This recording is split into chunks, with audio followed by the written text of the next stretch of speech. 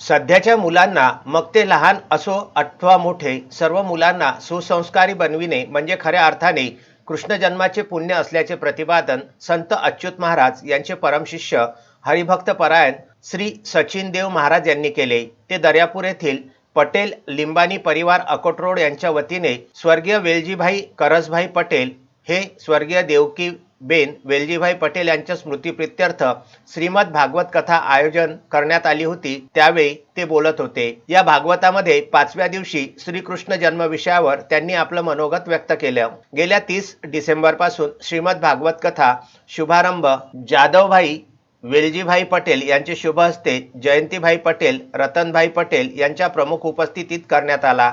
गेल्या 5 दिवसापासून भागवत कथा सुरू असून श्रीकृष्ण जन्म करण्यात आला।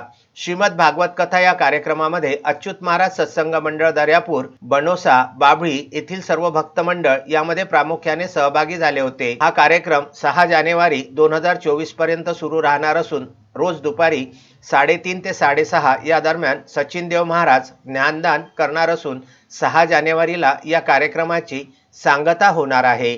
विदर्भ न्यूज करिता ज्येष्ठ प्रतिनिधी गजानन देशमुख यांचा हा वृत्तांत।